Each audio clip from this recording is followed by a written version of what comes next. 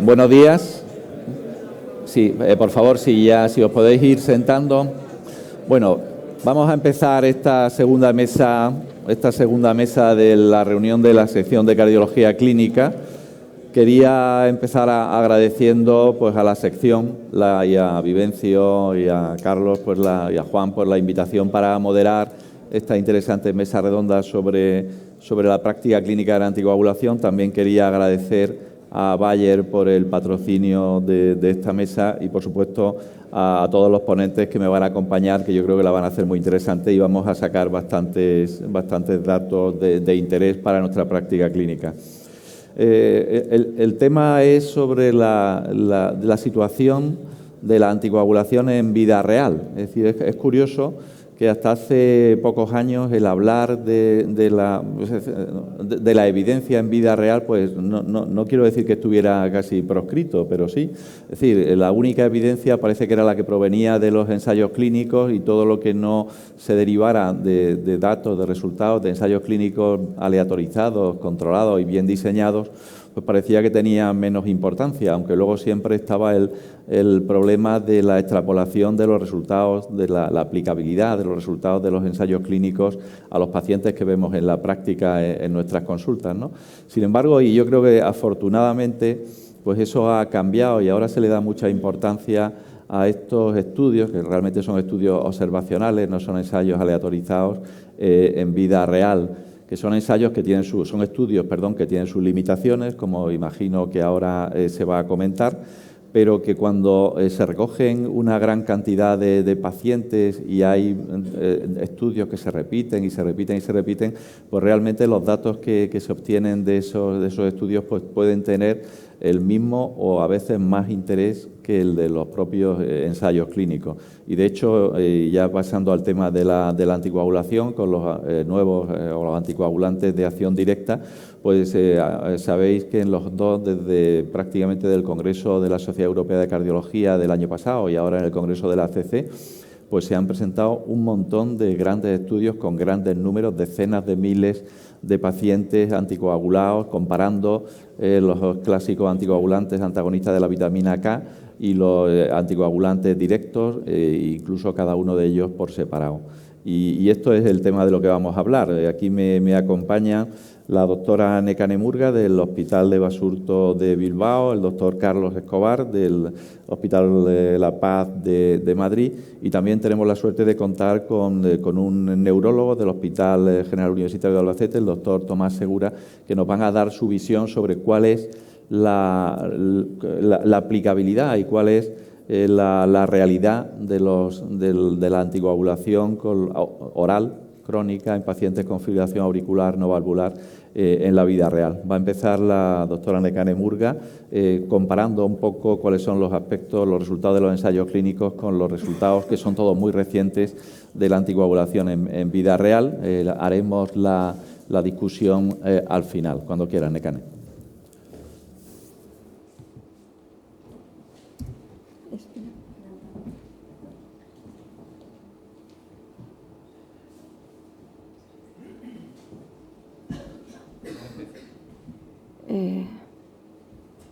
Igual tengo que irme aquí.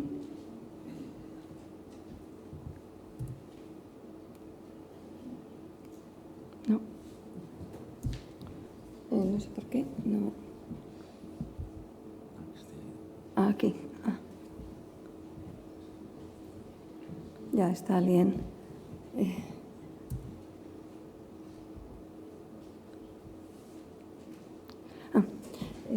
Buenos días. Gracias a los organizadores por la invitación y a todos vosotros por estar aquí. Como ha comentado el doctor Anguita, la parte de mi presentación es ver un poco qué pueden aportar los ensayos clínicos, pero también estos nuevos estudios en vida real que se están presentando en los últimos años. Los ensayos clínicos, como sabéis, son el patrón oro para establecer la evidencia clínica, especialmente aquellos estudios que son prospectivos, randomizados y controlados. Y a partir de ellos se generan las guías de práctica clínica con sus diferentes evidencias y nos dan las pautas para nuestras intervenciones en práctica clínica. son imprescindibles, y esto es indiscutible, para determinar la eficacia de no solo los fármacos, sino cualquier tipo de intervención sanitaria. Son muy útiles para conocer si un fármaco, en el caso que estamos nosotros hablando, puede ser o no inferior o superior o similar a otro. Y además aporta conocimiento imprescindible antes de salir a ser utilizado por todos nosotros en aspectos no solo de eficacia, sino también de seguridad y, por otra parte, en el coste-efectividad. Este tipo de estudios controlados de coste-efectividad están empezando a ser ahora de gran utilidad, ya que si no nos encontramos con que no son financiados o tienen problemas para salir al mercado por parte de administraciones públicas o en otros sistemas sanitarios por los seguros privados. Por lo tanto, los ensayos clínicos controlados nos dan la evidencia clínica para las guías y además deben mostrar eficacia, seguridad y aspectos de coste-efectividad. Son estudios con gran validez interna. ¿Qué quiere decir esto? Que son exactos, incluso nos aportan causalidad, lo que estamos midiendo es real y están solucionando con lo que queríamos obtener al marcar el objetivo del estudio, lo conseguimos demostrar que es lo que estamos tratando, pero exclusivamente en la población estudiada. Esta extrapolación a otras poblaciones puede estar limitada.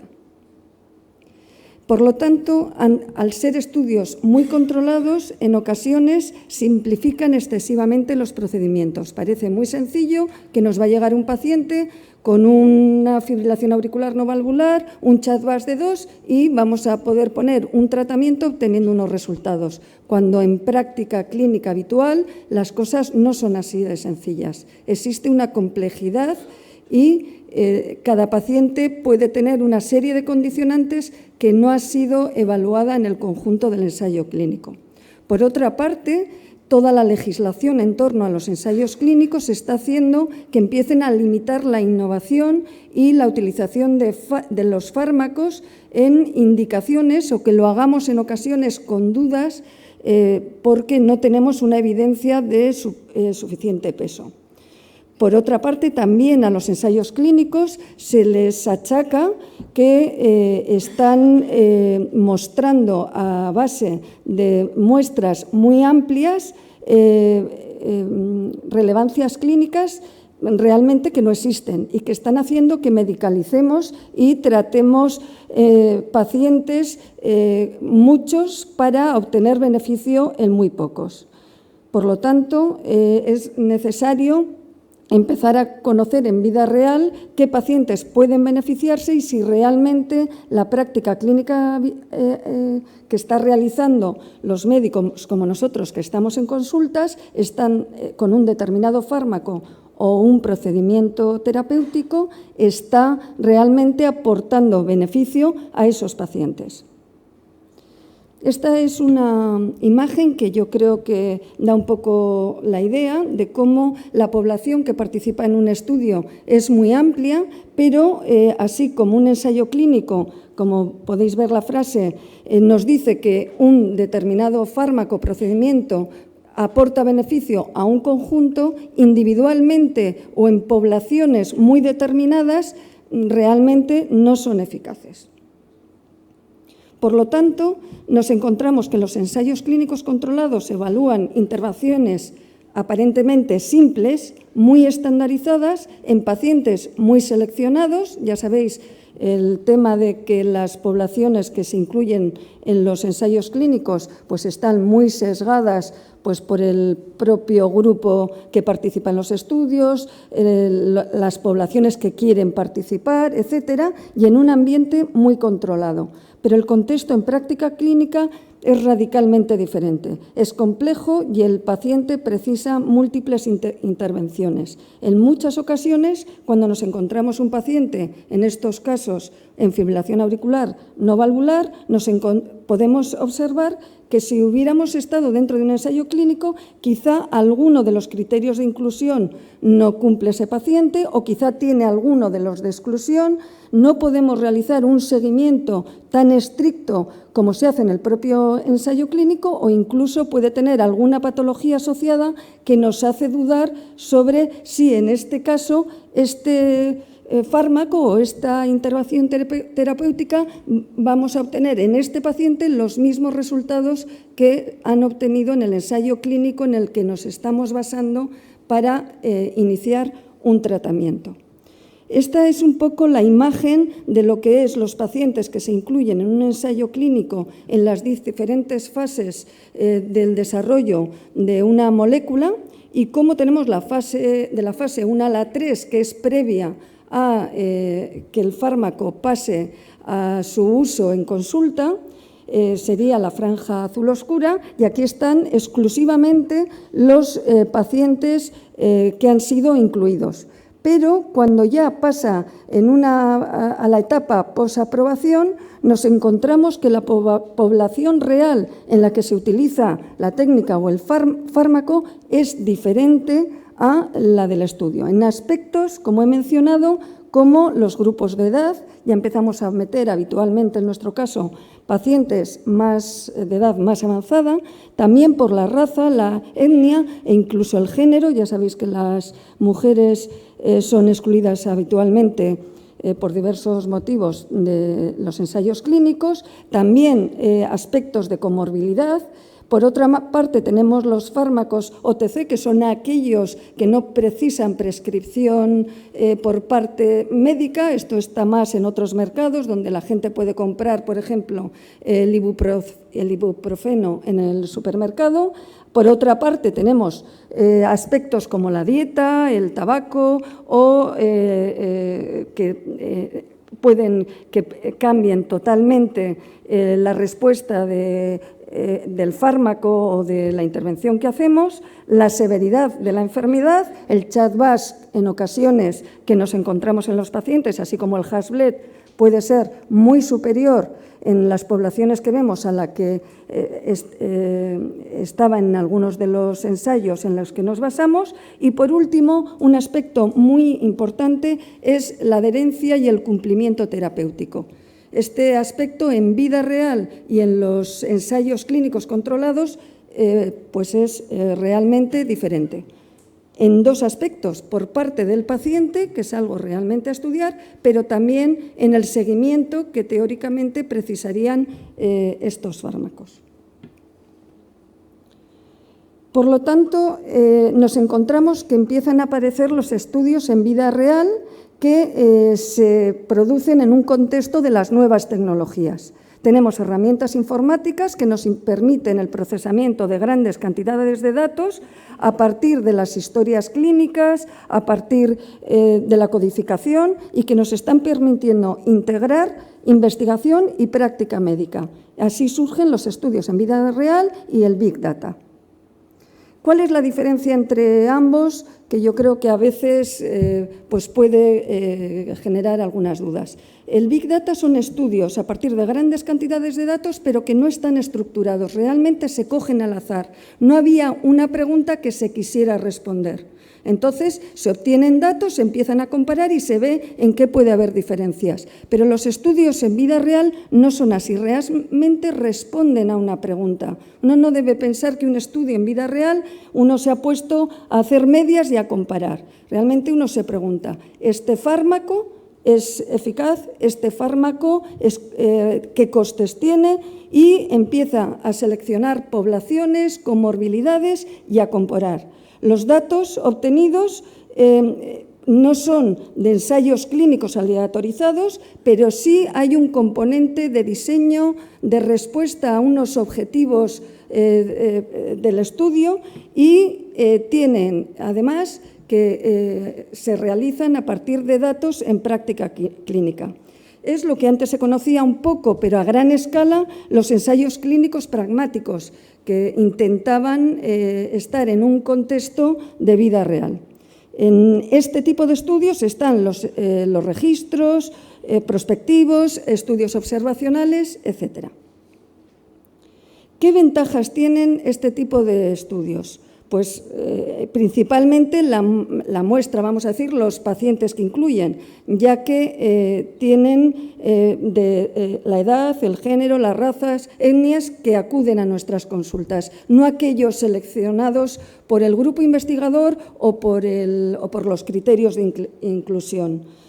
Además, aparecen pacientes de diferente severidad que se pueden también estratificar y evaluar. Y están las comorbilidades que tenemos en el día a día. No suelen estar tan comparados a comparar intervenciones sanitarias, sino a cómo se utilizan dichas intervenciones. Son también muy útiles, como los ensayos clínicos controlados, para seguridad y efectividad, pero aportan una validez externa. ¿Esto qué es? Que nos permiten generalizar sus conclusiones. No son para un grupo concreto, sino como se realizan en grandes poblaciones, nos permiten decir que habitualmente, si demostramos que este fármaco es eficaz, nuestra práctica clínica habitual va a ser eficaz para nuestros pacientes. Además, pueden aportar un balance beneficio-riesgo de las intervenciones, así como en condiciones clínicas reales, cuál es el consumo de recursos sanitarios. En Estados Unidos hay una ley ahora mismo de que se ha hecho obligatorio el que en nuevos fármacos y procedimientos se hagan este tipo de estudios para ir evaluando si realmente aportan a los pacientes beneficio y si las aseguradoras deben financiarlos o no. Por lo tanto, son muy útiles para la valoración de los costes de la enfermedad, algo que espero que se ha discutido al final y que en los nuevos anticoagulantes se evalúe, puesto que, como mencionarán, pues esto a veces si haces una visión cortoplacista exclusivamente del precio de la pastilla, pues puede resultar negativo frente a una visión más global de la utilización del fármaco. Por lo tanto, nos encontramos un poco que son estudios tipo los pragmáticos previos, en los que tienen grandes muestras, validez externa, escenarios diferentes y se realizan fundamentalmente en fase 4.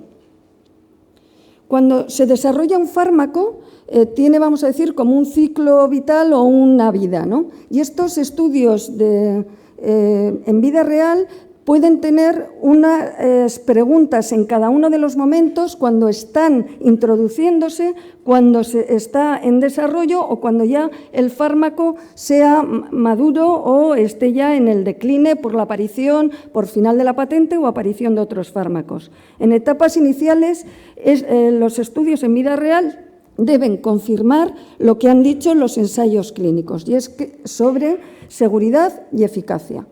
Yo creo que esta etapa ya, como mencionarán, ya está en los nuevos anticoagulantes.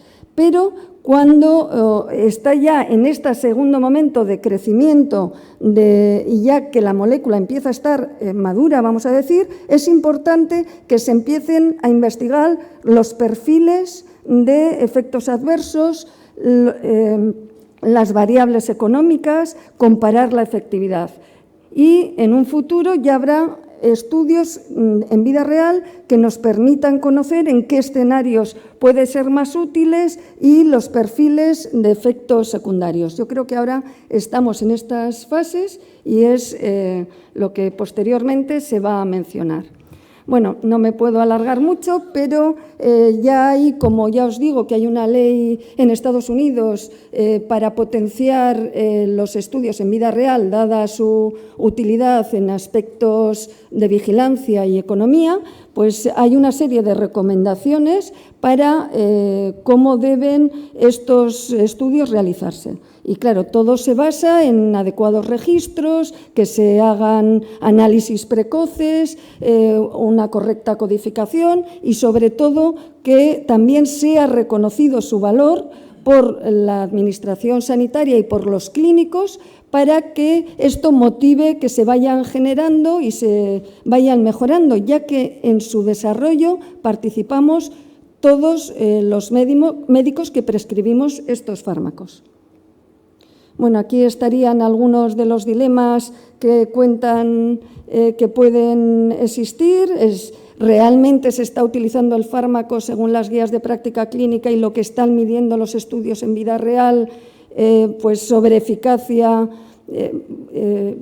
vamos a decir, porque igual si no se utilizan de una forma adecuada, pero claro, este es otro aspecto que nos van a aportar estos estudios, porque ya sabemos que la población de las consultas no es superponible y que además hay un tiempo entre que se trasladan los estudios a la práctica clínica. Estoy terminando. Únicamente recordar que la medicina basada en la evidencia, la primera vez que fue publicado este término en la bibliografía médica fue en 1992, o sea, no llevamos dentro de la historia de la medicina ni 25 años basándonos en los ensayos clínicos y frente a todo lo que los avances de la medicina previa que se basaron más en la experiencia, y ahora es la experiencia colectiva lo que puede hacer que avancemos y que se favorezca el desarrollo de los fármacos. En estos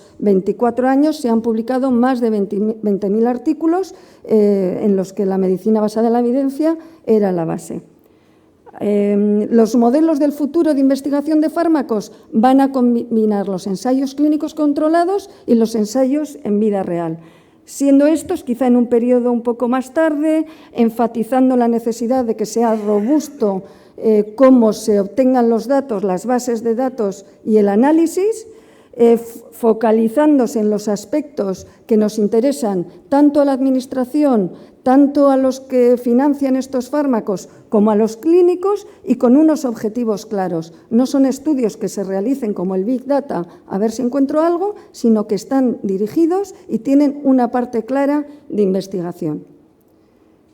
Aquí estaba un poco resaltando la validez interna de unos, la validez externa de otros y el Big Data, que es el análisis de grandes volumen de datos, que es ya cuando se realiza un poco al azar y que probablemente en un futuro también nos dé sorpresas, aunque todavía está sin probar su validez.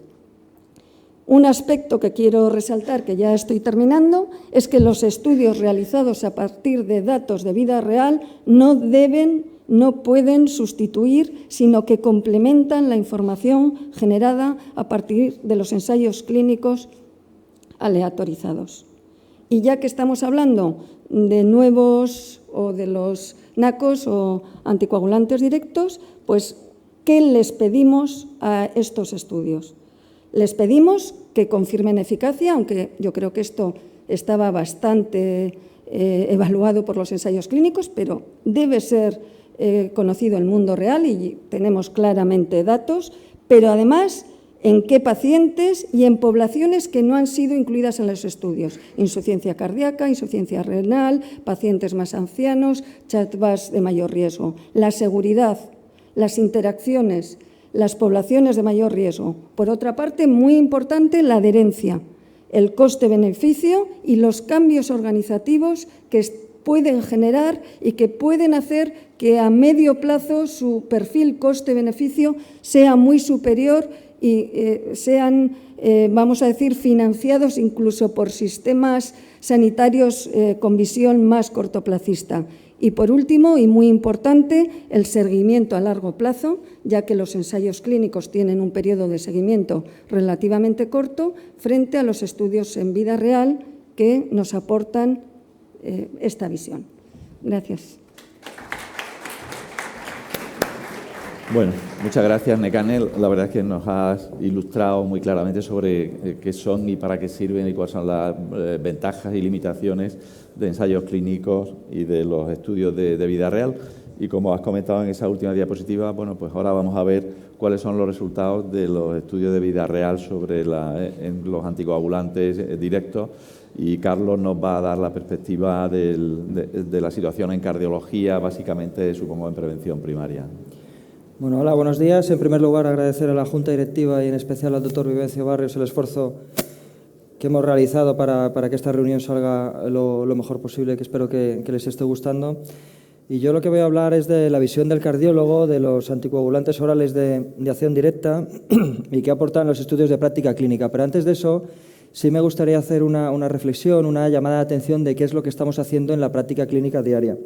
Este estudio, que ya lo publicamos en el año 2012 en la Revista Española de Cardiología, que era cómo manejaban los médicos de atención primaria la fibrilación auricular, y en esta diapositiva pongo el tratamiento antitrombótico, y nos llamaba mucho la atención este aspecto. Como vemos aquí, en aquellos pacientes que tenían un CHAS-2 de 2 o más, había aproximadamente un 30% que no estaban recibiendo anticoagulación directamente, que evidentemente no tenían un riesgo hemorrágico que contraindicara el uso de la anticoagulación. Bueno, es verdad que en ese momento, porque estos son datos recogidos del año 2010, los anticoagulantes orales de acción directa estaban aterrizando, y por otra parte lo que teníamos hasta entonces eran los antagonistas de la vitamina K, que como todos sabemos pues tienen bastantes limitaciones, como por ejemplo el hecho de que el control de INR sea bastante dificultoso alcanzarlo de una manera adecuada pues en un número importante de pacientes. En este caso pues son datos del estudio Paula, que se ha publicado el año pasado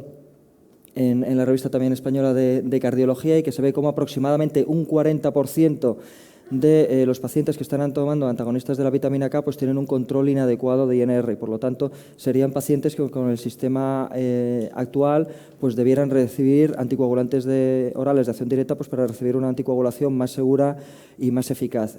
Y esto es importante, pues fijaos, esto es una diapositiva del estudio de Rocket AF. El Rocket AF, ya sabemos los resultados que hay, no me voy a meter en ello, pero después de la fase de doble ciego hubo un mes que fue un estudio abierto en el que todos los pacientes, independientemente del brazo en el que fuesen asignados, fueron todos a warfarina, tanto los que recibían inicialmente warfarina como los que recibían rivaroxaban.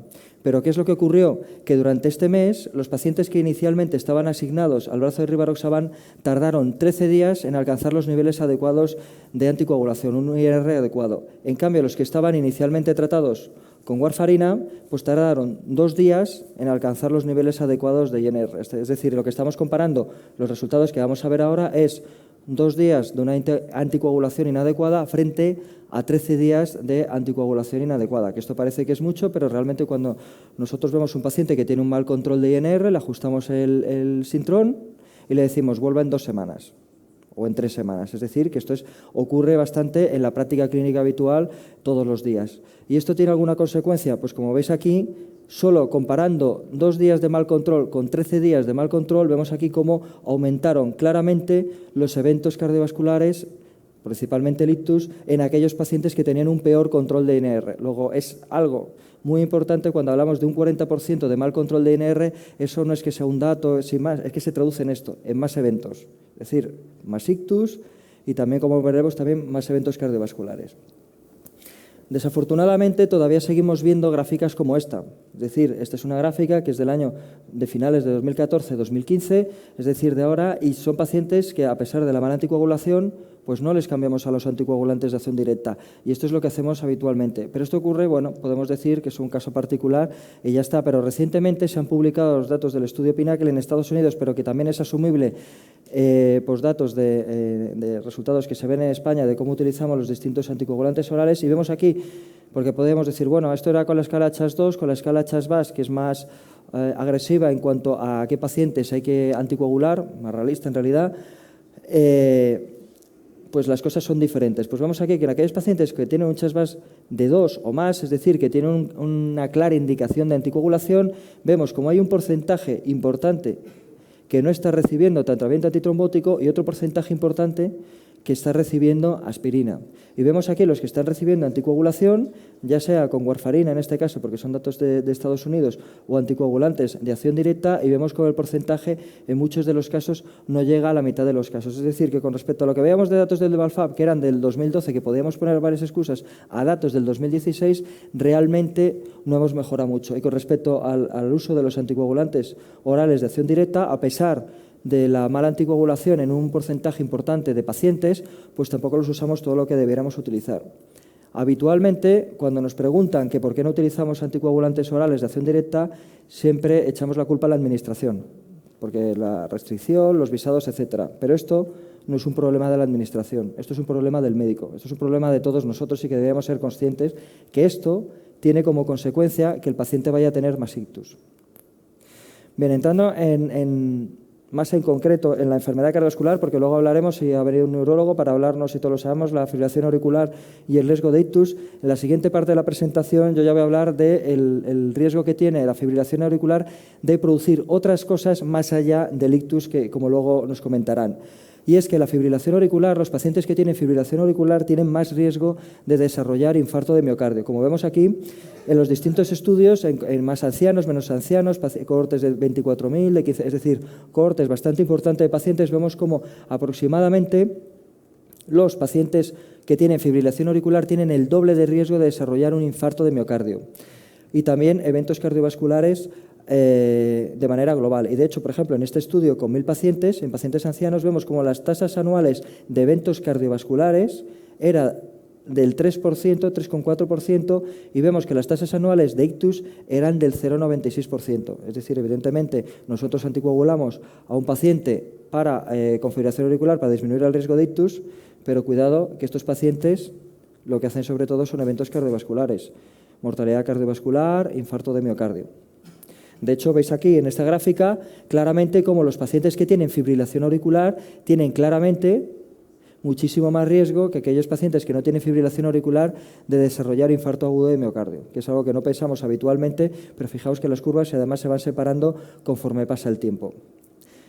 De hecho, tal es así que se ha hecho una nueva escala. La verdad es que con esto de la fibrilación auricular cada vez tenemos más escalas. Primero era CHAS-2, luego CHAS-VAS, Hasbled, Atria también, todo esto es para el sangrado, el SAMET para ver qué pacientes tenían un peor control de INR. Bueno, pues también han hecho una escala que se llama 2-MACE, que también te predice un poco el riesgo de tener eventos cardiovasculares mayores, ¿no? Fundamentalmente infarto de miocardio, que tiene en cuenta la historia de los antecedentes de cardiopatía isquémica, si el paciente tiene síndrome metabólico, la edad, la insuficiencia cardíaca y si ha tenido previamente un tromboembolismo. Y dependiendo de la puntuación que saque, pues vemos cómo cada vez tiene mayor riesgo de tener un evento cardiovascular mayor, ¿vale? Que más que por aplicar la escala a nuestros pacientes es que tenemos que tener en cuenta que nuestros pacientes también tienen infarto, ¿no?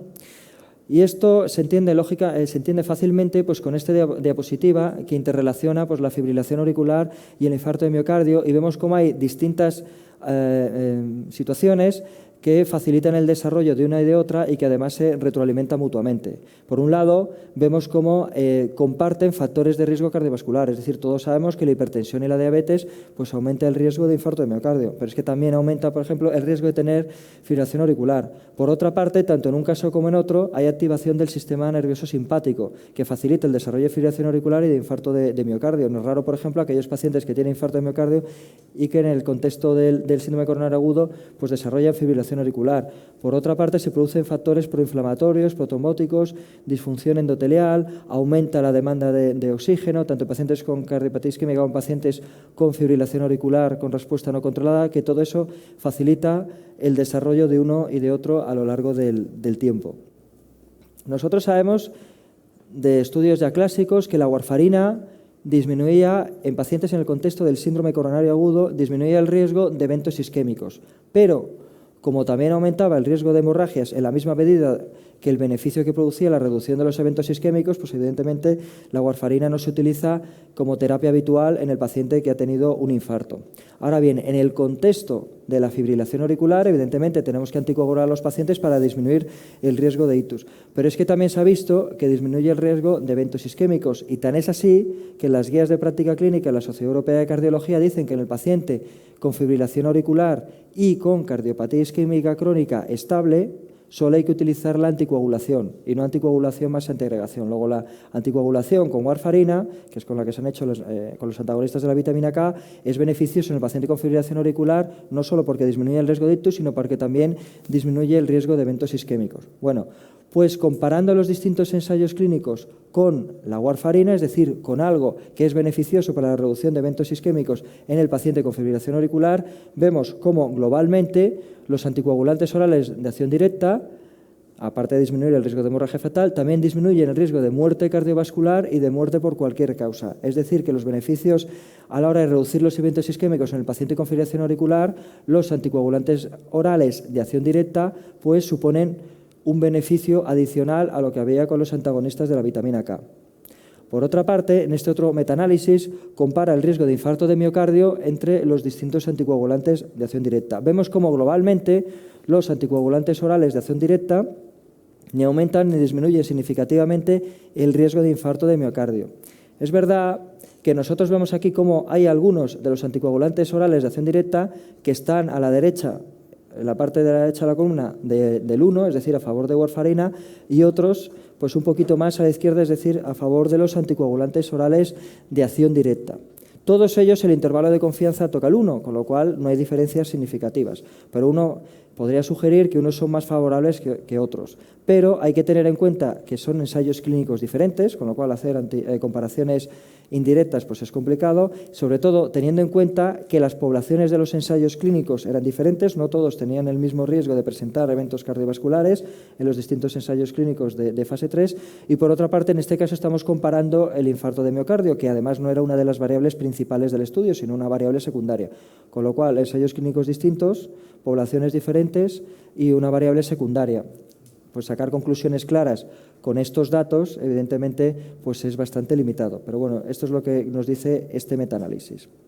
A continuación voy a repasar las evidencias que hay fundamentalmente en este contexto, pues con uno de los anticoagulantes orales de acción directa y en este caso con el rivaroxaban. Como vemos, estos son datos de un subestudio que se hizo en el ROCKET-AF que analizó específicamente qué hacía rivaroxaban en los eventos cardiovasculares. Entonces, con respecto a la variable de muerte cardiovascular, infarto de miocardio o angina inestable, vemos cómo hubo una reducción del 14% que casi alcanzó significación estadística, ¿no? En este caso, por rivaroxaban, además de la prevención de eventos cerebrovasculares, pues parece que también rozaba la significación estadística a la hora de disminuir los eventos cardiovasculares.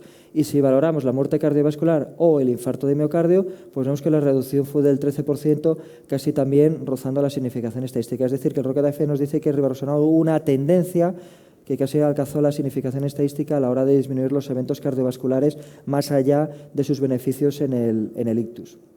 En este metaanálisis, que incluye los distintos ensayos clínicos que se han hecho con rivaroxaban, pero ya no solo en fibrilación auricular, sino en diferentes contextos clínicos, es decir, fibrilación auricular, en los estudios de síndrome coronario agudo, los de TVP y los de la embolia pulmonar. Aquí, cogiendo todos los datos, sí disminuye un 18% de manera significativa el riesgo de infarto de miocardio y también un 16% la mortalidad cardiovascular en este metaanálisis.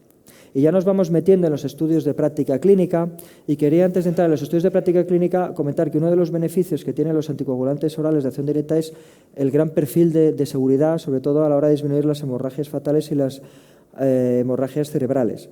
Vemos aquí en este estudio, que es el metaanálisis clásico ya de Gorwal, que se publicó hace unos cuantos años, que la tasa anual de hemorragia intracraneal con warfarina era entre 0,3 y 0,8% dependiendo de los estudios. En el ROCKET-AF vemos cómo es capaz de reducir rivaroxaban en un 33% el riesgo de hemorragia intracraneal y en un 50% el riesgo de hemorragia fatal. Si tenemos en cuenta que esto es lo que se encontraba con warfarina, pues vemos cómo el riesgo de hemorragia fatal y de hemorragia cerebral en el ROCKET-AF con rivaroxaban, pues evidentemente había, pero era realmente bajo. Es decir, que es un fármaco que es bastante seguro, que esto es bastante importante a la hora de utilizar en nuestros pacientes de práctica clínica diaria. ¿Y rivaroxaban tiene estudios de práctica clínica? Sí. He cogido estos 4, que son, considero los más importantes, aunque hay más en desarrollo. Por un lado está el Dresden NOAH Registry, en 1.200 pacientes, que se está haciendo en Sajonia, en Alemania. Es un estudio prospectivo y los datos publicados que hay, de momento, es a 388 días. El estudio del Departamento de Defensa de los Estados Unidos, con 27.000 pacientes, este es retrospectivo con un seguimiento de 455 días. El STAR es en Suiza, es más limitado, 537 pacientes, prospectivo 3 meses, y luego tenemos más recientemente, que se publicó en European Heart Journal, el estudio Santus, que incluyó pacientes de Canadá, pacientes de Israel y de varios países europeos, con cerca de 7.000 pacientes prospectivo y un seguimiento de prácticamente un año. Si nosotros comparamos el perfil clínico de los pacientes incluidos en estos registros con lo que nos encontramos en la práctica clínica, Vemos, por ejemplo, el estudio Balfab y el estudio Paula, que anteriormente comenté, y que son estudios realizados en práctica clínica española, es decir, son pacientes españoles con fibrilación auricular, es decir, de nuestro entorno, y vemos cómo con respecto a los otros registros que se han hecho a nivel internacional, pues las poblaciones son bastante parecidas, es decir, que podemos asumir que los datos de estos registros hechos a nivel internacional pues serían asumibles para la población española. Y en todos ellos vemos cómo son pacientes que tienen un menor riesgo que el paciente incluido en el estudio Rocket-AF. El estudio Rocket-AF ya saben que es el estudio que incluyó el perfil de pacientes de mayor riesgo de ictus de todos los ensayos clínicos hechos con los anticoagulantes orales de acción directa. Bueno, si vemos qué beneficios tiene con respecto al riesgo de sangrados en práctica clínica habitual, porque la mayor parte de estos estudios de práctica clínica lo que han valorado sobre todo es seguridad, el riesgo de hemorragias, más que de eficacia, porque eficacia, pues comentaba antes Nekane, fundamentalmente se ve en el ensayo clínico. Vemos cómo el riesgo de sangrado mayor en los estudios, en los registros, es menor que el encontrado en el Rocket-AF, que eso es lógico porque son pacientes de menos riesgo, pero vemos cómo podemos estar tranquilos en práctica clínica habitual, que es bastante más seguro que lo que ya vimos en los ensayos clínicos, siendo en el ensayo clínico, en el caso del Rocket-AF, más seguro que warfarina, que los antagonistas de la vitamina K, que es lo que utilizamos habitualmente. El sangrado intracraneal, vemos que la tasa de eventos por 100 pacientes años pues es muy baja, y más baja todavía el de sangrado fatal, lo que nos hace hincapié pues, en la seguridad que tiene este fármaco en la práctica clínica habitual. Con respecto al estudio Santus, que es el último de los registros que se ha publicado, vemos que eran 7.000 pacientes, y aquí he traído una diapositiva que compara con el Rocket-AF, pero en el brazo de pacientes tratados con rivaroxaban. Evidentemente, como comentaba antes, son pacientes de menos riesgo en el Santus, en práctica clínica real. De hecho, el CHAS2 aquí es de 2 y de 3,48 en el Rocket-AF. Si vemos los eventos, vemos cómo el riesgo de ictus embolia sistémica en práctica clínica habitual es menor que el del Rocket-AF, igual que el de ictus. Vemos cómo es prácticamente la mitad el de muerte cardiovascular y menos de la mitad el riesgo de infarto de miocardio en el paciente que está tratado con rivaroxaban en práctica clínica habitual. Y con respecto a las variables de seguridad de sangrado, pues ya lo vimos en la diapositiva anterior, que realmente es bastante menor en práctica clínica habitual que en lo que nos encontramos en el Rocket-AF. Y un dato importante es el sangrado gastrointestinal, que en la mayoría de los ensayos clínicos con los anticoagulantes orales de acción directa vimos cómo aparecía que algunos de ellos podían tener un mayor riesgo de hemorragia gastrointestinal. Vemos cómo en práctica clínica pues esto no se confirma. Y el último de los registros que les voy a poner es el estudio RELIEF, que es un estudio retrospectivo, pero que se ha publicado recientemente, y que lo que compara es rivaroxaban con antagonistas de la vitamina K. Estos son las tasas anuales por 100 pacientes año, y vemos cómo en la variable primaria, que la variable primaria incluía el tiempo hasta el ictus, el ataque isquémico transitorio, hemorragia cerebral, otra hemorragia cerebral, y luego infarto de miocardio en el año previo. Es decir, que también incluye la variable de cardiopatía isquémica. Y vemos cómo se redujo de manera significativa con respecto a los antagonistas de la vitamina K, en práctica clínica habitual, pues prácticamente un 50%. Y si vemos el riesgo de infarto de miocardio, vemos cómo numéricamente fue algo inferior que lo que encontramos con los antagonistas de la vitamina K, teniendo en cuenta que los antagonistas de la vitamina K en pacientes con fibrilación auricular también disminuye el riesgo de infarto de miocardio, de eventos isquémicos. Como conclusiones, esta ya es mi última diapositiva. Los antagonistas de la vitamina K, aunque eficaces, tienen importantes limitaciones, lo que hace que muchos pacientes no estén anticoagulados a pesar de que está claramente indicada la anticoagulación. Aproximadamente el 40% de los pacientes en España, no estamos hablando de registros fuera de España, en España, anticoagulados con antagonistas de la vitamina K tienen un mal control de la anticoagulación habitual, lo que, como hemos visto antes, aumenta el riesgo tanto de ictus como de hemorragias. Los antagonistas, los anticoagulantes orales de acción directa son al menos tan eficaces como los antagonistas de la vitamina K en la prevención de ictus, pero tienen todos ellos un mejor perfil de seguridad. Los pacientes con fibrilación auricular tienen un riesgo elevado de presentar infarto de miocardio y muerte cardiovascular, que no siempre lo tenemos en cuenta. En el Rocket-AF, rivaroxaban redujo casi significativamente en un 14% los eventos cardiovasculares. Y mi última conclusión es que los estudios, los registros que se están haciendo en práctica clínica habitual aportan datos que son incluso mejores que los que nos dieron los ensayos clínicos pivotales con los anticoagulantes orales de acción directa. Y esto es todo lo que les quería comentar. Muchas gracias.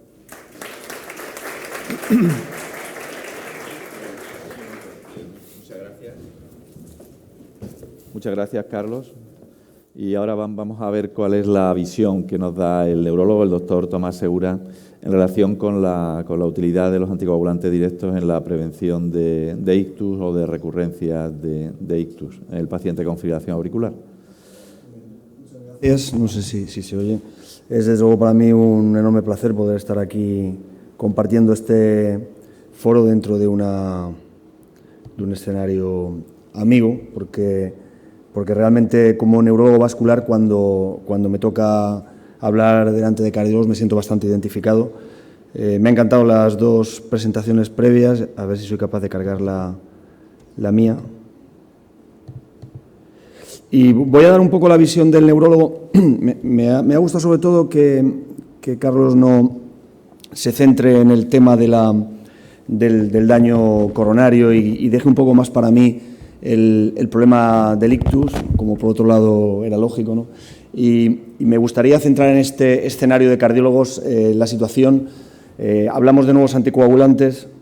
Sí, perdón, sí.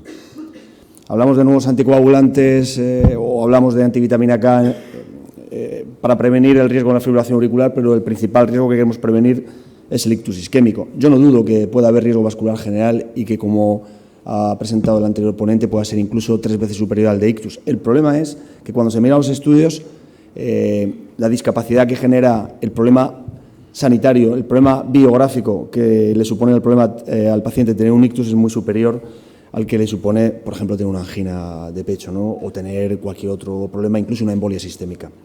En este sentido, hace ya tiempo que sabemos que la fibrilación auricular aumenta mucho el riesgo de ictus y además los hace más graves. Esto es una cuestión curiosa, pero es así, que se ha comprobado en todos los estudios, y que el riesgo es igualmente o está igualmente presente cuando hay una fibrilación auricular paroxística que cuando hay una fibrilación auricular crónica. Los cardiólogos quizá no están habituados a que cuando nosotros hablamos de patología vascular cerebral tengamos que delimitar muy claramente la etiología. ¿Por qué? Porque quizá me equivoco, pero la mayor parte de los síndromes coronarios son debidos a la complicación de una placa de ateroma, es decir, se trata de un fenómeno trombótico in situ. Nosotros los neurólogos nos enfrentamos a un problema al menos más variado y siempre tenemos que delimitar la circunstancia que ha dado lugar a que el paciente sufra un problema isquémico cerebral. Esta circunstancia puede ser una enfermedad de pequeño vaso cerebral, puede ser un embolismo desde una placa de ateroma que está fuera del cerebro. Esta es la situación habitual en nuestra raza, la raza blanca.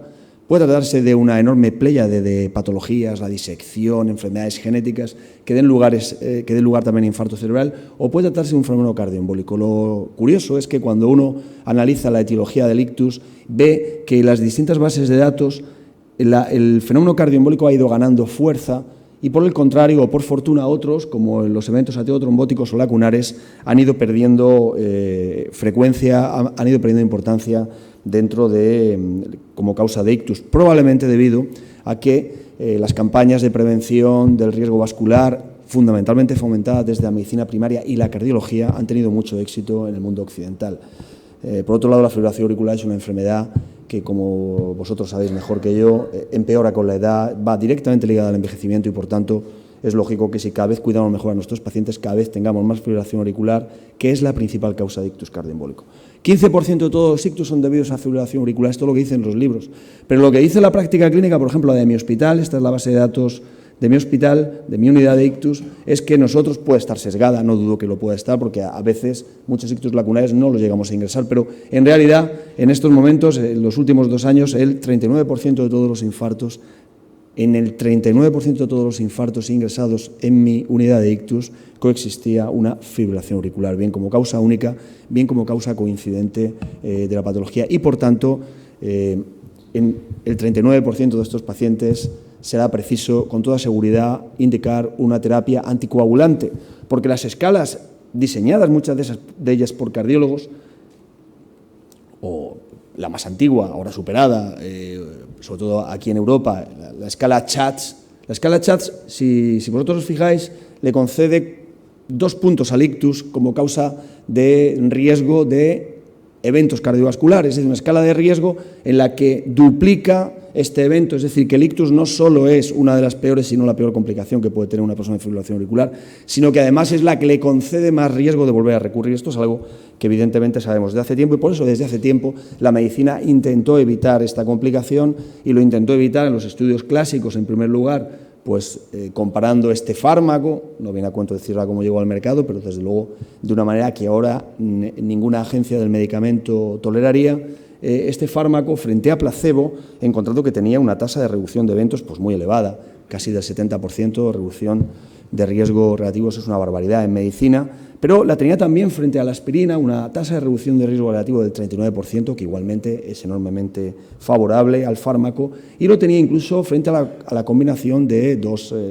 antitrombóticos, en este caso clopidogrel más aspirina, lo que quiere decir que estábamos delante de un fármaco realmente eficaz, con un problema ya detectado, que es que su margen terapéutico era estrecho. Si está en rango, protege muy bien, y si no, no protege, y aunque más cuestionable, cuando se sale de rango por arriba, entonces condiciona riesgo de hemorragias. Y por tanto, estamos ante unos fármacos, los antivitamina K, con enormes limitaciones. Probablemente la más importante, en mi opinión, no solo es que tenga una estrecha ventana terapéutica, sino fundamentalmente la variabilidad de respuesta que hay entre diferentes pacientes y sobre todo dentro del mismo paciente. Lo que hace, para una persona que tenga este conocimiento, muchos de nuestros pacientes por fortuna no lo tienen, tremendamente inquietante el pensamiento, la reflexión de si hoy, aquí, ahora, en este momento yo estaré en rango o estaré fuera de él. Y esto es un problema que a veces cuando se discute de lo que cuestan los fármacos, de si ha habido suficiente evidencia, no se pone uno en la piel del paciente, pero probablemente todos los que estamos aquí, si tuviéramos que estar anticoagulados, elegiríamos con toda seguridad un anticoagulante de acción directa por el mero hecho de que es un fármaco que cumple los criterios que se predefinieron para la anticoagulación ideal. Uno de ellos, sobre todo, es que tenga una farmacocinética predecible. Es decir, que si yo soy sistemático, voy a estar sistemáticamente bien anticoagulado. Bien, los estudios pivotales, los estudios principales, los que han dado lugar a la evidencia científica acerca de estos nuevos fármacos, pues todos vosotros los conocéis, son estos 4, están puestos por orden de aparición. Y sí que quisiera hacer la reflexión de que si sumamos todos los pacientes que han sido incluidos en estos estudios, veremos que han sido más de 70.000. Lo digo porque a veces se olvida que los estudios controlados con warfarina son mucho más escasos, apenas llegan a los 8.000 pacientes. Es decir, que muchas veces oigo a compañeros que ponen en tela de juicio estos trabajos, estos fármacos, y lo hacen porque dicen, bueno, y estamos aquí hablando hoy de ello. Ya, pero esos son los ensayos controlados, ¿y qué pasa en la vida real? Bien, vale, en ensayos controlados la warfarina prácticamente no tiene evidencia. Estas son las características básicas de estos trabajos, no voy a detenerme en ella, pero sí solo en una que creo importante. En estos estudios, este es el porcentaje de pacientes que habían sido incluidos con un ictus previo. Y por tanto, bajo mi punto de vista de neurólogo, es para mí el subgrupo más importante o más interesante, porque va a asemejar mucho mejor la población a la que yo me enfrento cuando tengo que tomar esta decisión. Es muy improbable, como no sea mi vecino del quinto, que yo tenga que tomar la decisión de anticoagular a un paciente en fibrilación auricular que no haya tenido un ictus o una AIT. Esto es la situación real del neurólogo. Voy a hacer una reflexión antes, que me han preguntado algunas veces muchos compañeros que no son neurólogos, incluso también algunos neurólogos, que es la reflexión de la doble cuenta, que se llama. La reflexión de la doble cuenta, este es el objetivo primario de todos estos trabajos, y esta es la escala que lo compara con warfarina, y como podemos ver en todos ellos hay una tendencia a que los fármacos, como vosotros sabéis muy bien, son más eficaces o igual de eficaces que la warfarina. Sin embargo, el problema de esto es que existe un pequeño truco, que es el truco de la doble cuenta, que se llama, es decir, que en el objetivo primario de eficacia se cuenta ictus, pero no se distingue entre ictus isquémico y hemorrágico. Una cosa sorprendente. ¿A qué es debido esto? Esto es debido a la definición internacional de ictus, que por desgracia para nosotros, y no hemos sido capaces de cambiar, engloba bajo el mismo concepto dos enfermedades absolutamente diferentes. Una, por lo menos en la raza blanca, el fenómeno embólico cerebral, que desde luego produce una lesión tisular isquémica, y otra, la ruptura de una arteria intracraneal que produce un derrame cerebral. No tiene nada que ver. Y desde luego yo estoy aquí, estoy investigando fármacos que intentan prevenir intentan prevenir la formación de trombos, no intentan prevenir el derrame cerebral. Bien, sin embargo, si yo cuento como endpoint primario ictus en la definición internacional, pues tendré una doble cuenta que se soluciona si yo saco el ictus hemorrágico y me quedo con el ictus no hemorrágico, lo que es un ictus isquémico. Entonces observaré que en realidad todos estos fármacos, si nos fijamos en ellos, no son más eficaces que la warfarina. Desde luego, son infinitamente más cómodos, más seguros y mejores para los pacientes, pero no más eficaces a la hora de prevenir el ictus isquémico. Ahora bien, desde luego son muchísimo más eficaces a la hora de prevenir el ictus hemorrágico. De manera que yo como neurólogo digo siempre que en realidad los anticoagulantes de acción directa son fármacos pensados para la neurología y que solucionan un grave problema, sobre todo de nosotros como neurólogos. Es verdad también que mejoran la muerte global de los pacientes, pero fundamentalmente lo que mejoran en los metaanálisis es la hemorragia cerebral. Y además es sorprendente, y esto hay que pensarlo dos veces, que son fármacos especialmente útiles para los neurólogos, son fármacos neuroprotectores, porque este efecto preventivo de la hemorragia no ocurre en otros territorios, ocurre básicamente en el territorio cerebral. ¿Y esto por qué? ¿Por qué defienden frente a la hemorragia cerebral y no frente a otro tipo de hemorragia? Bien, no existe una teoría explicativa absolutamente probada por la medicina, pero es muy probable que la cuestión se centre en el factor tisular. El factor tisular es aquello que permite activar la vía de la coagulación a través del factor 7. Y claro, sabemos todos, a veces no lo pensamos, pero sabemos todos que el cerebro está lleno de factor tisular. El cerebro está lleno de factor tisular porque, de hecho, cuando yo estudiaba cómo se hacía el tiempo de tromboplastina, decían que se utilizaba cerebrina. Lo que hacen es los hematólogos que machacan cerebro para conseguir factor tisular. Es el órgano más rico de todo nuestro organismo en factor tisular. De manera que probablemente lo que está pasando es que los antivitamina K son capaces de anular el factor 7 y, por tanto, la vía de la coagulación, el factor tisular, mientras que estos otros fármacos actúan aguas abajo. Dicho de otra manera, es probable que cada uno de nosotros, bueno, espero que los aquí presentes no, porque todavía no tenemos, la mayoría, una edad de riesgo, pero que nuestros pacientes con edad más avanzadas, con diabetes, con hipertensión arterial, puedan desarrollar pequeñas hemorragias cerebrales a lo largo de su vida que queden solo en eso. Y de hecho, cuando hacemos resonancias con la secuencia apropiada, los neurólogos lo vemos muy a menudo. Tienen microblitz, pero muy a menudo. Estos microblitz se han quedado ahí, no han dado clínica, jamás se hicieron sintomáticos, jamás progresaron, probablemente porque el sistema coagulativo cerebral lo paró. Ahora, ¿qué pasa con este sistema cuando el paciente está tomando Sintrom? Probablemente no lo para y el microblitz se convierte en un macroblitz, es decir, se convierte en un hematoma cerebral, cosa que probablemente no está ocurriendo con estos nuevos fármacos. Bien, por tanto, estamos ante fármacos que son claramente protectores del cerebro y que han demostrado una eficacia en los ensayos clínicos con unos números que no tenía, desde luego, la warfarina, y sin embargo, se ha puesto en tela de juicio hasta hace bien poco su beneficio, porque se ha dicho, oiga, mire, no es lo mismo jugar en el sacrosanto o en el centro sagrado del fútbol mundial, como todos ustedes saben, es el Estadio Vicente Calderón, que hacerlo en el barrio del Pilar, en la misma ciudad de Madrid, porque claro, aquí te tiemblan las piernas y en este otro sitio probablemente pues haces virguerías. Es decir, estamos en escenarios diferentes y la vida real son escenarios diferentes donde los pacientes son mayores, son pluripatológicos y estas otras cosas que ya han ido definiendo mis compañeros tan magníficamente bien antes que yo y que por tanto no voy a mencionar. Y además, en el caso de pacientes que ya han sufrido un ictus, mire, además se trata de pacientes más comórbidos, en los que hay una necesidad de uso precoz del fármaco que los ensayos clínicos no han contemplado. Es curioso, porque los ensayos clínicos dicen 52 pacientes Rocket, 52% en Rocket habían tenido un ictus previo ya, pero ¿hace cuánto tiempo? Si lo miramos, hace 500 días de media. En el ensayo Engage con edoxaban, tiene que haber pasado 30 días. En el que fue más precoz, en el estudio de Aristóteles, tienen que haber pasado 7 días. En el estudio Relay, tiene que haber pasado 3 meses del ictus. Bueno, al final, los enfermos que nosotros tenemos, le diagnosticamos fibrilación auricular, oiga, usted acaba de tener un ictus, no me voy a esperar 3 meses a darle un anticoagulante, porque en estos 3 meses le repetirá, ¿no? Entonces, ¿qué hago?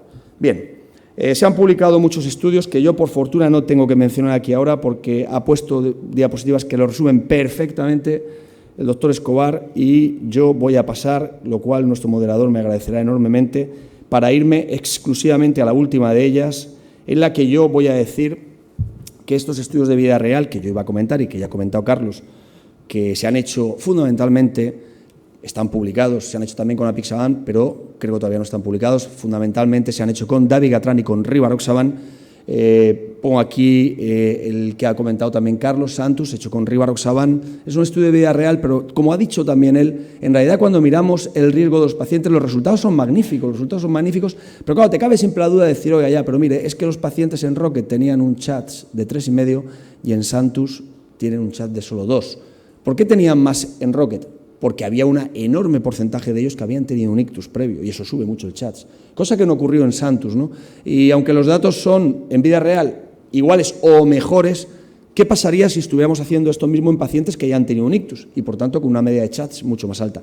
La verdad es que todavía estos estudios no están en prensa.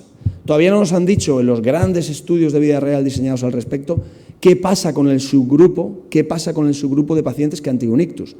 Sí que tenemos en los estudios pivotales, en todos menos en el Engage, ya está publicado, supongo que en Engage lo harán próximamente, está publicado qué pasaba en el subgrupo de pacientes que habían sido incluidos por un ictus. ¿Y qué pasaba? Pasaba que se doblaba todo, es decir, que los resultados que había de recurrencia de ictus en la subpoblación que ya había tenido un ictus son el doble que en la población que nunca ha tenido un ictus incluida en estos estudios. Y las hemorragias cerebrales en los pacientes que habían sido incluidos con una lesión cerebral, como era de esperar, son el doble de frecuentes que en aquellos que han sido incluidos sin una lesión cerebral, porque no hace falta ser la Agencia Europea del Medicamento para darse cuenta que si tienes una cicatriz en la cabeza es más fácil que puedas tener un problema posterior isquémico o hemorrágico en la cabeza. Y en este sentido, pues nos planteamos en mi hospital, bueno, pues hay, que yo conozca, solo 2 estudios publicados de prevención secundaria, el nuestro y otro. Voy a, lógicamente, a comentar el nuestro, que es un estudio modesto, pero que está en prensa desde hace ya algunos meses. Es un estudio prospectivo. Lo que hicimos fue, bueno, pues vamos a ver los datos de seguimiento clínico, los que publicamos están hechos todos ellos con rivaroxaban, en pacientes que hemos seguido durante 2 años por una anticoagulación con este fármaco después de haber tenido un evento isquémico cerebral. Lo comparamos con el subgrupo ictus del Rocket, es decir, aquí pongo los datos del subgrupo ictus del Rocket, tasa de hemorragia clínicamente significativa 13%, de hemorragia mayor 3,13%, de hemorragia intracraneal 0,59%, no es del Rocket en general, sino del subgrupo, 52% de pacientes que habían tenido un ictus. Y estos son los resultados. Nosotros incluimos 89 pacientes en este tiempo, los seguimos durante este periodo, que esta es la mediana. La edad media, lógicamente, pues es superior a la del estudio Rocket. Como ya se ha mencionado, en la vida real los pacientes son mayores, son más feos, te hacen menos caso y tienen más pluripatología. Pues sí, es verdad. El Hasbled era alto, el ranking previo, pues algunos estaban más perjudicados. Y sobre todo llamo la atención sobre que la demora al inicio de rivaroxaban, en nuestro caso, fue de solo 3 días para los accidentes isquémico-transitorios y de solo 5 días para los ictus, mientras que la demora media en el Rocket, en este subgrupo, era de 500, sí, no me he equivocado, 551 días. Bien, esto es la escala CHATS, muy alta en nuestros pacientes, la escala Hasbled también muy alta en nuestros pacientes, y los resultados tuvimos solo 9 complicaciones hemorrágicas, epistasis, cefalohematoma, hematuria, hematoma periorbital, hemoptisis y un hematoma subdural, que fue la única hemorragia intracraneal, una anciana, que se cayó de la cama por la noche, se golpeó, hizo un hematoma subdural y falleció a consecuencia del mismo. Por tanto, las recurrencias embólicas en nuestros pacientes fueron muy bajas, muy en los números Santus, 0,82 por anualizadas, que si las comparamos frente al Rocket, pues son incluso mejores. Y también obtuvimos los mismos resultados en hemorragias clínicamente significativas, hemorragias mayores y hemorragias intracraneales. Bueno, aquí como hubo un fallecimiento, una serie de solo 90 pacientes, lógicamente los números son muy favorables, pero son un poco superiores a los del estudio Rocket AF. Y esta es mi última diapositiva. Por tanto, nuestra experiencia en vida diaria de un fármaco, en este caso rivaroxaban, prevención secundaria de ictus, es que se trata de fármacos seguros, que tienen resultados similares, son más favorables que los de los estudios pivotales, como ya se ha mencionado previamente. Y también lo es, en nuestro caso, aunque lo hemos utilizado en pacientes muy ancianos, que tienen más riesgo hemorrágico, Hasbled más altos y sin demora de inicio del tratamiento, lo cual es muy importante para los neurólogos. Evidentemente, estamos a la espera de resultados en los subgrupos de pacientes ictus, los estudios multicéntricos, Santus y otros, que sin ninguna duda estarán próximamente en la literatura y que espero que nos confirmen que estos fármacos en vida real son igualmente seguros y eficaces, no solo en todos los pacientes que necesitan anticoagulación, sino también en los pacientes que la necesitan porque hayan tenido un ictus. Muchas gracias. Bueno, muchas gracias a los tres ponentes. La verdad es que hemos superado en 5 minutos el tiempo que teníamos previsto. Empezamos a las 10 y son las 15. Entonces, yo creo que no vamos a hacer, aunque ahora es la pausa café, no vamos a hacer preguntas por no ir retrasando la reunión. Yo creo que las presentaciones han sido muy claras. Enhorabuena a los tres. Simplemente resumir que efectivamente los estudios en vida real pues parece que confirman sobre todo la eficacia y sobre todo la mayor seguridad de estos fármacos. Yo creo que quedan dos problemillas y que hay que tenerlo muy en cuenta a la hora de decirlo. Uno ya se ha comentado, que es el del riesgo, el riesgo hemorrágico y embólico de las poblaciones. Eso, claro, si el riesgo es mucho más bajo que el de los ensayos clínicos, pues los resultados presumiblemente pueden ser mejores en vida real, ¿no? Eso habría que igualarlo, ¿no?